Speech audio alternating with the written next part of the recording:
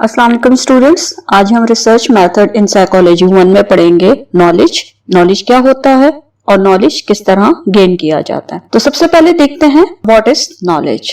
Knowledge is the familiarity, awareness और understanding of someone और something.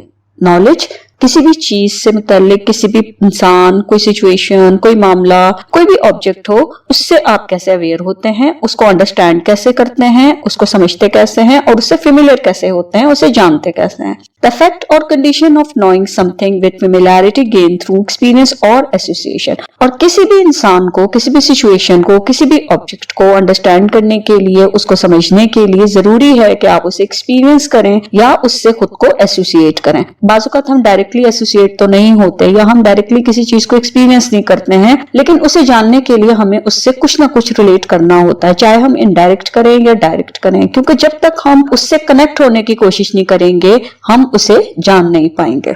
Approaches to knowledge. People use general and scientific approaches or methods to acquire knowledge. अब लोग मुख्तलिफ तरीकों से knowledge हासिल करने की कोशिश करते हैं, किसी चीज को जानने की कोशिश करते हैं। उसमें कुछ तरीके तो साइंटिफिक भी होते हैं और कुछ नॉन साइंटिफिक भी होते हैं। बहुत से साइंटिफिक और नॉन साइंटिफिक मेथड जो हैं वो अवेलेबल हैं, जिनके थ्रू आप एक इंफॉर्मेशन और नॉलेज जो है वो गेन कर सकते हैं। Methods of inquiry. Methods of inquiry are ways in which a person can acquire knowledge or find answers to questions. अब मेथड ऑफ इंक्वायरी जो है वो ऐसे तरीके होंगे कि जिनके थ्रू आप क्वेश्चन का आंसर फाइंड आउट करने की कोशिश करेंगे। जैसे आपके जहन में कोई क्वेश्चन हो और आप उसके आंसर को फाइंड आउट करना चाहते हैं। एक क्वेश्चन होता है, बाज़-औक़ात इंक्वायरी में क्वेश्चन से क्वेश्चंस निकलते हैं। आपके माइंड में क्वेश्चन होता है, आप उसका आंसर फाइंड आउट करते हैं, फिर उसी के कनेक्शन में फर्दर क्वेश्चंस आपके माइंड में होते हैं, उन क्यूरीज का आंसर आप फाइंड आउट करते हैं। तो एक इंक्वायरी की तरह एक तफ्तीश वाली होती है कि आप पूछते हैं कि अच्छा ऐसा कब हुआ, क्यों हुआ, किसने किया, कौन कौन था, किसी भी सिचुएशन से रिलेटेड आप डिफरेंट क्वेश्चंस को सामने रखकर और क्वेश्चंस की एक चेन को लेकर आप एक मामले को इंक्वायर कर सकते हैं। The method of authority. In the method of authority, a person finds answer by seeking out an authority on the subject. अब यहाँ पर पर्सन जो है वो एक अथॉरिटी को फाइंड आउट करेगा, उसको तलाश करेगा कि जो उसके क्वेश्चन का आंसर दे सके। यानी वो खुद उसको इंक्वायर उस तरह नहीं कर रहा जैसे हमने पहले पढ़ा, बल्कि वो एक पर्सन के थ्रू, एक अथॉरिटी के थ्रू जो है वो एक मामले के बारे में जानना चाह रहा है। वो अथॉरिटी जो होगी उसको उस सब्जेक्ट पर, उस मामले पर कमांड होगी या वो उस सिचुएशन को समझता होगा, उस मामले को समझता होगा, उस ऑब्जेक्ट से रिलेटेड उसे एक उसके पास ऑथेंटिक इंफॉर्मेशन होगी। This can mean consulting an expert directly or going to a library to read the works of an expert. अब इसमें दो तरीके हैं कि या तो आप उस एक्सपर्ट से डायरेक्टली मिलें या फिर आप लाइब्रेरी में जाएं और देखें कि उस सब्जेक्ट पर या जिस टॉपिक को आप सर्च कर रहे हैं उससे रिलेटेड एक एक्सपर्ट ने क्या लिखा है। उनकी बुक्स मौजूद होंगी, वो बुक आप निकालते हैं, उसको पढ़ते हैं और आपके पास एक ऑथेंटिक इंफॉर्मेशन होती है कि books are the source of authentic information. इसी तरह बाज़-औक़ात स्टूडेंट जो है वो अपने एक सब्जेक्ट टीचर से जाकर डायरेक्टली मिलता है और क्वेश्चन रखता है और टीचर जो है वो इसके क्वेश्चन का आंसर देता है। इसी तरह अगर कोई डॉक्टर है, हेल्थ प्रोफेशनल्स हैं या वो एक फील्ड में एक्सपर्ट हैं, स्पेशलिस्ट हैं और आपको पता है कि डॉक्टर जो हैं वो चूंकि स्पेशलिस्ट है, वो आपको इस डिजीज से रिलेटेड जो है वो आप बहुत अच्छी इंफॉर्मेशन आपको देंगे, ऑथेंटिक इंफॉर्मेशन देंगे, तो आप उस डॉक्टर के पास जाते हैं। तो फिर एक अथॉरिटी के जरिए जो है वो आप एक ऑथेंटिक इंफॉर्मेशन हासिल करने की कोशिश करते हैं। Whenever you consult books, people, television or the newspaper, you use the method of authority. जब कभी आप बुक्स पढ़ेंगे, किसी एक्सपर्ट से मिलेंगे, टेलीविजन, न्यूज़पेपर के जरिए इंफॉर्मेशन हासिल करने की कोशिश करेंगे, तो वो मेथड ऑफ अथॉरिटी होगा। Method of faith. People sometimes accept the word of an authority simply because they have complete trust in the authority figure. कुछ लोग ऐसे हमारे इर्द गिर्द होते हैं कि जिनकी बात पर हमें बहुत यकीन होता है और जो हमारे लिए बड़े रिलायबल होते हैं। तो ऐसे अफराद अगर कुछ कहते हैं, कोई छोटी सी बात भी कहते हैं, तो हम फौरन उनकी बात पर यकीन कर लेते हैं। The method of faith is a variant of the method of authority in which people have unquestioning trust in the authority and therefore accept information from the authority without doubt or challenge. और यहाँ पर जब वो authority figure उन्हें किसी किस्म की कोई information देता है तो पर्सन जो है वो बगैर किसी शक के, शुबे के और उसे एक्सेप्ट कर लेता है, उसे चैलेंज नहीं करता, क्योंकि उसको इस बात का ट्रस्ट होता है कि इस पर्सन ने जो भी कहा है बिल्कुल ठीक है। For example reading religious text और having faith in imams, priest, pastors and so on. अब यहाँ पर देखें कि अगर किसी की कोई रिलीजियस बुक है तो उस बुक में जो भी लिखा होगा पर्सन उसे यकीन करेगा।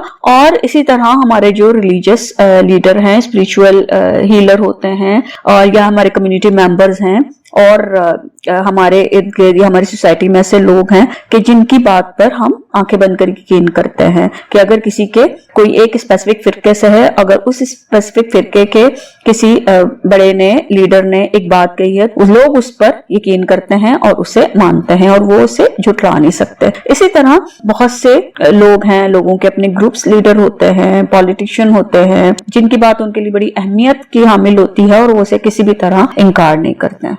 Method of intuition. In the method of intuition, information is accepted as true because it feels right. अब यहाँ पर इंफॉर्मेशन जो है वो एक्सेप्ट कर ली जाती है, पर्सन उसे एक्सेप्ट करता है, उसे सच मानता है, क्योंकि उसे लगता है कि जो इंफॉर्मेशन उसके पास है वो ठीक है।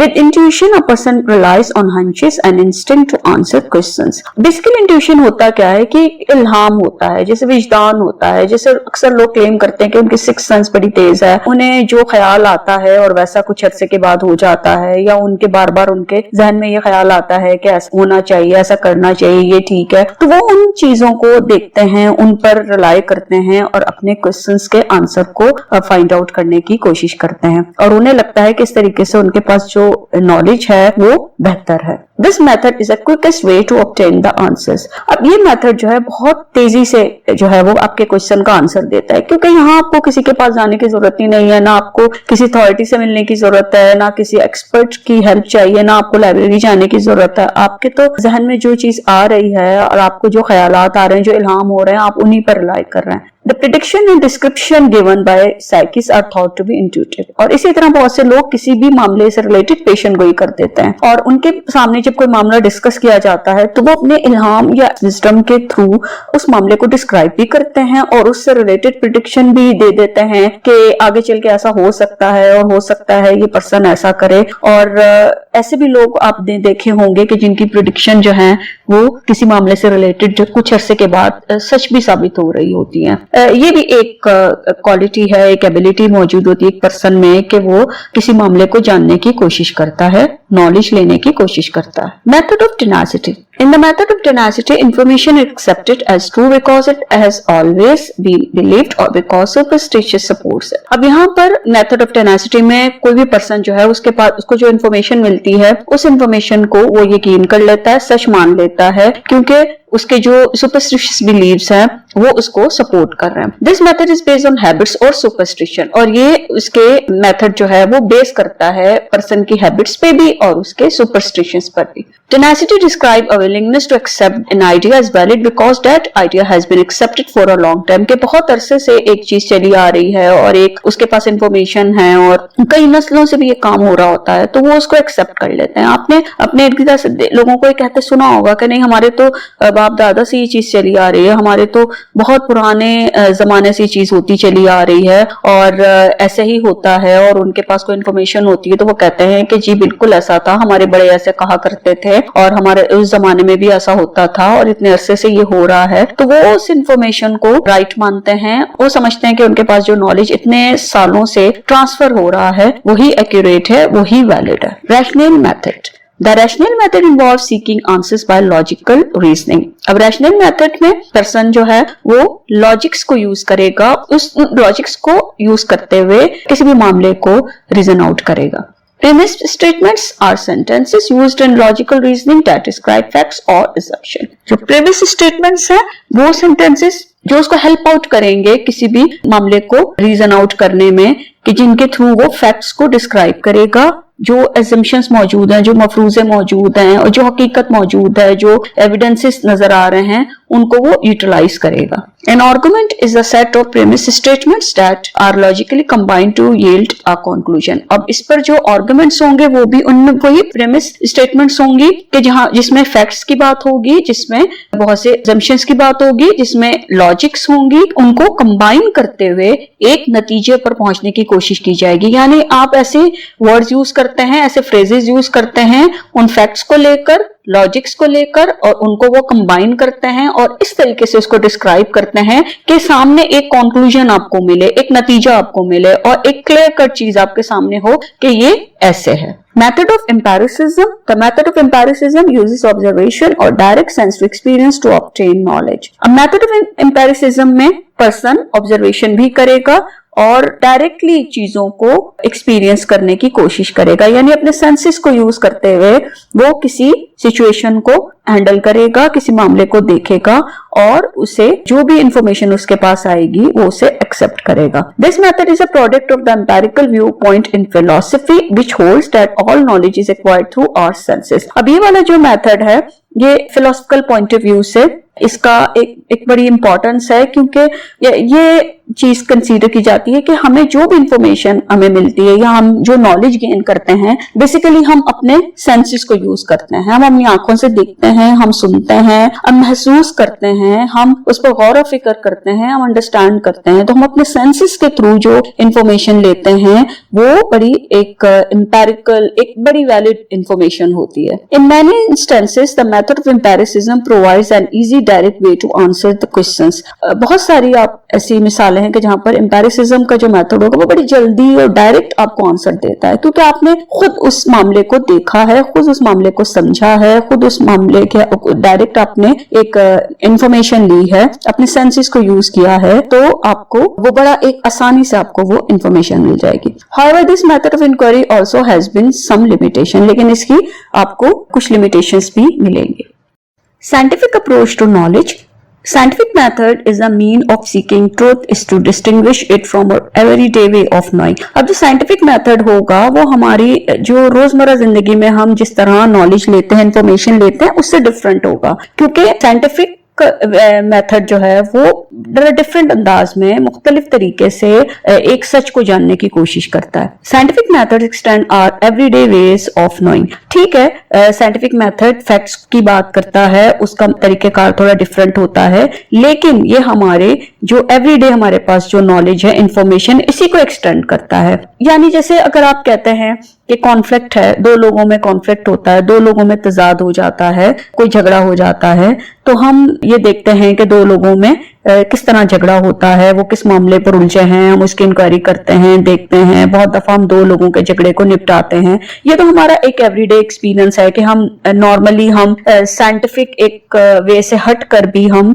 एक आम इंसान की तरह इस मामले को देखते हैं, परखते हैं। लेकिन जब साइंटिफिक वे में कॉन्फ्लिक्ट पर बात की जाएगी, कॉन्फ्लिक्ट पर को एक्सप्लोर किया जाएगा, उस पर रिसर्च की जाएगी, कंट्रोल कंडीशन में ऑब्जर्वेशन की जाएगी, तो उससे जो इंफॉर्मेशन हमारे पास आएगी वो हमारे इसी एवरीडे या हमारी एक आम जिंदगी में होने वाले मामले से रिलेटेड ही हमें जो है वो एक नॉलेज, फर्दर नॉलेज प्रोवाइड कर रहा है मेथड, और हमें हमारे इस नॉलेज को एक्सटेंड कर रहा है, बढ़ा रहा है। यानी जो कुछ हमारी जिंदगी में होता है हम बेसिकली उसी नॉलेज को एक्सटेंड करते हैं with the use of scientific method. Scientific method is empirical and requires systematic control observation. Scientific method चूंकि एक आम मेथड से, एक जनरल मेथड से डिफरेंट है, इसलिए यहाँ पर आपको एक सिस्टमैटिक वे में काम करना होगा और कंट्रोल कंडीशन में करना होगा। कंट्रोल ऑब्जर्वेशंस होंगी कि यानी आप किसी बस स्टैंड पर खड़े होकर किसी को ऑब्जर्व करते हैं, आप यूनिवर्सिटी गेट पर खड़े होकर ऑब्जर्व करते हैं, किसी कैफेटेरिया में कर रहे हैं, मार्केट में कर रहे हैं, अपने मोहल्ले में कर रहे हैं,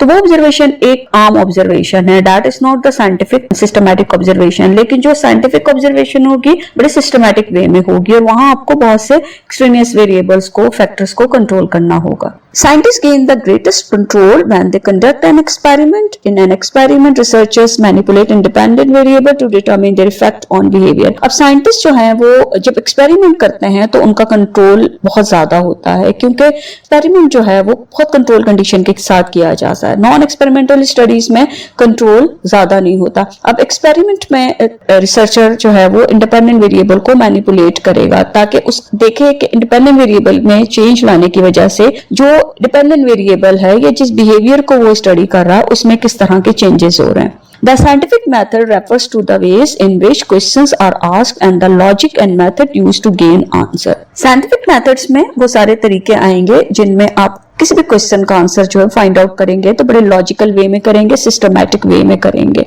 to approaches are involved in scientific method, दो तरह की अप्रोचेस आपको मिलेंगी, एक एम्पेरिकल अप्रोच है और दूसरी स्केप्टिकल अप्रोच है। An empirical approach relies on direct observation experimentation for answering the questions. अब जो empirical approach होगी वो direct observation है। Being a scientist आप experiment करेंगे, observe करेंगे control condition में उन questions का answer find out करने में जो आपने research डिजाइन करते वक्त frame किए थे। It is perhaps the most important characteristics of the scientific method और ये इस scientific method की एक बहुत important characteristic है। Using this approach, psychologists focus on behaviors and experiences that would be observed directly. अब इस approach को use करते हुए psychologists जो हैं वो behavior को understand कर सकते हैं, behavior को observe कर सकते हैं। With powerful method of observation, psychology is on the way to becoming a quantifiable laboratory-based science. अब इस observation के through ये बड़ा powerful एक method है कि आप direct observe करते हैं behavior को, human behavior को भी कर सकते हैं, animals पर भी studies होती हैं। तो इस तरीके को use करते हुए psychology जो है वो आप एक समझेंगे वो भी एक laboratory-based science है। एक field ऐसी है कि जिसमें laboratory work किया जा सकता है। Skeptical approach. Skepticism is generally a questioning attitude or doubt toward one or more putative instances of knowledge which are asserted to be mere beliefs or dogma. अब skepticism में क्या होता है कि एक information आपके सामने मौजूद है, आप उस पर क्वेश्चन उठाते हैं, उसको चैलेंज करते हैं, उस पर ऑब्जेक्शन करते हैं। यहाँ ऑब्जेक्शन जो है वो बहुत आप ये समझ लें कि ये ऑब्जेक्शन जो है ये बहुत वैल्यूएबल होते हैं।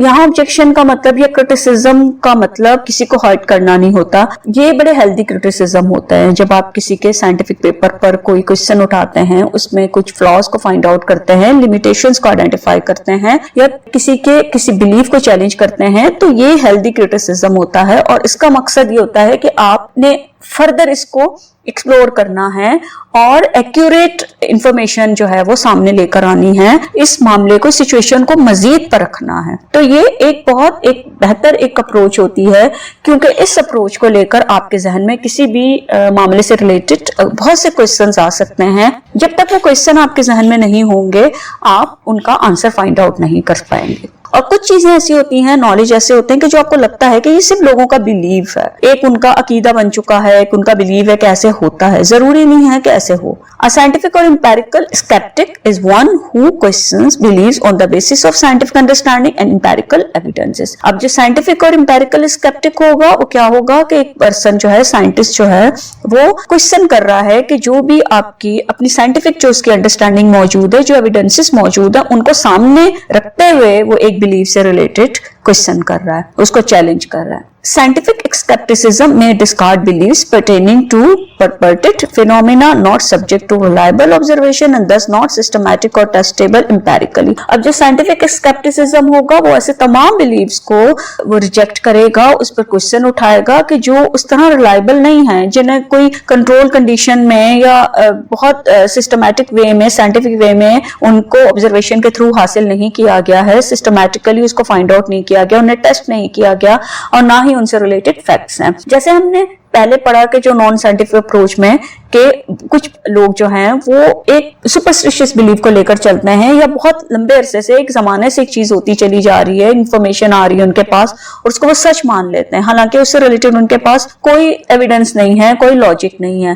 तो जो साइंटिफिक अप्रोच होती है वो इस तरह की बहुत सारे चीजों को, मामलात को चैलेंज भी करती है और ऑथेंटिक इंफॉर्मेशन और fact based, evidence based information जो है वो प्रोवाइड करती है। Most scientists, being scientific skeptics, test the reliability of certain kinds of claims by subjecting them to a systematic investigation using some type of the systematic method. और बहुत से scientist जो हैं वो स्केप्टिक साइंटिफिक मेथड को use करते हुए, समझते हुए बहुत सारे क्लेम्स को जो है वो टेस्ट करते हैं ताकि उन्हें जो है वो सिस्टमैटिक इन्वेस्टिगेशन के थ्रू जो है वो देखा जाए, परखा जाए। As a result, a number of claims are considered as pseudoscience if they are found to improperly apply or ignore the fundamental aspects of the scientific methods. और इसीलिए बहुत सारे ऐसे मामलात हैं जिनको pseudoscience जो है वो कंसीडर किया गया कि वो साइंटिफिक नहीं है, वैसे क्लेम्स किए गए हैं, बहुत सी ऐसी बातें हैं, बहुत से ऐसे क्लेम्स हैं, दावे किए गए हैं कि जो साइंटिफिक नहीं है, जिनके फंडामेंटल्स जो है वो जिनकी बुनियाद में कोई ऐसी साइंटिफिक चीज नहीं है, कोई साइंटिफिक मेथड को यूज करते हुए उन्हें जो है वो प्रूव नहीं किया गया, उनके इनसे रिलेटेड किस किस्म के कोई एविडेंस मौजूद नहीं है। Comparison of scientific and non-scientific approaches to knowledge. Scientific approach is empirical while non-scientific approach is intuitive. अब यहाँ पर जो scientific approach है वो empirical है, यहाँ पे evidence based बात की जाती है, systematic way में study किया जाता है, जबकि non-scientific approach में इंसान अपने ख्यालात को यूज करता है, अपने इल्हाम को या उसकी कोई सिक्स विजडम है उसे यूज कर रहा है, या उसके जहन में कोई और ऐसा बिलीफ मौजूद है उसको यूज करते हुए वो काम कर रहा है। क्रिटिकल एंड स्केप्टिकल, अब यहाँ पर साइंटिफिक अप्रोच में क्रिटिकल एक वे इख्तियार किया जाता है, और ये मैंने पहले भी बताया कि क्रिटिकल वे का मतलब ये नहीं है कि आप किसी को हर्ट कर रहे हैं। यहाँ क्रिटिसिज्म का मतलब है हेल्थी क्रिटिसिज्म, कि आपने एक क्लेम को, एक कोई बिलीव है, क्लेम है, कोई कॉन्सेप्ट मौजूद है, तो आपने उसको क्रिटिकली देखना है ताकि आप एक ऑथेंटिक इंफॉर्मेशन और फैक्ट बेस्ड इंफॉर्मेशन जो है वो सामने लेकर आए। और नॉन साइंटिफिक अप्रोच अनक्रिटिकल और एक्सेप्टिंग है कि वहां पर इस तरह का क्रिटिसिज्म नहीं होता, इस तरह क्रिटिकली साइंटिफिक लेंस के थ्रू कोई किसी चीज को क्रिटिकली एनालाइज नहीं किया जाता, और इंफॉर्मेशन जो होती है उसे एक्सेप्ट कर लिया जाता है, उसे मान लिया जाता है। साइंटिफिक और सिस्टमैटिक है और कंट्रोल है कि यहाँ पर सिस्टमैटिक वे में आप ऑब्जर्वेशन करेंगे, या साइंटिफिक और सिस्टमैटिक वे में आप करेंगे, कंट्रोल करेंगे एनवायरनमेंट को, एक्सट्रेनियस वेरिएबल को कंट्रोल करते हुए काम करेंगे। जबकि नॉन साइंटिफिक अप्रोच जो है वो कॉजल है, कैजुअल है। नॉन साइंटिफिक अप्रोच जो है वो कैजुअल है और अनकंट्रोल है, कि वो जैसे हो जाती है कि जैसे आपको आज एक इन्फॉर्मेशन मिल गई, आपने कोई चीज प्लान नहीं की और आपको एक इन्फॉर्मेशन नॉलेज मिल गया, और इसी तरीके से कभी आपने कोई प्लान किया, आप लाइब्रेरी गए, आपने एक इन्फॉर्मेशन ले ली, तो ये जिस तरीके से भी आपको इन्फॉर्मेशन मिलती है, नॉलेज मिलता है, वो अनकंट्रोल कंडीशन में होता है। साइंटिफिक अप्रोच अनबाइज्ड होती है और इसमें ऑब्जेक्टिविटी आपको बहुत ज्यादा मिलेगी, जबकि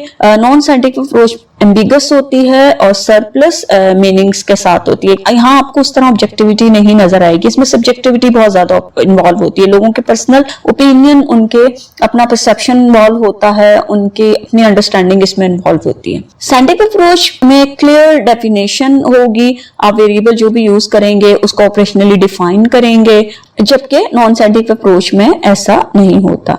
साइंटिफिक अप्रोच वेरी एक्यूरेट और प्रिसाइज होती है, जबकि नॉन साइंटिफिक अप्रोच इनएक्यूरेट हो सकती है। ये मैंने कहूंगी कि हर सिचुएशन में नॉन साइंटिफिक अप्रोच इनएक्यूरेट होती है, कहीं एक्यूरेट भी होती है। हम बहुत सारी इंफॉर्मेशन जो है वो नॉन साइंटिफिक वे में लेते हैं, क्योंकि हम सुबह से शाम तक साइंटिफिक अप्रोच तो यूज नहीं कर सकते, और जो लोग साइंटिस्ट नहीं है, जो प्रोफेशनल नहीं है, वो किस तरीके से साइंटिफिक अप्रोच जो है वो डेली लाइफ में यूज कर सकते हैं। लेकिन अगर हम इसके कंपैरिजन में देखें साइंटिफिक अप्रोच में, तो फिर हमें पता चलता है कि जो हमारा नॉन साइंटिफिक वे है किसी भी इंफॉर्मेशन को लेने का, वो इनएक्यूरेट हो सकता है।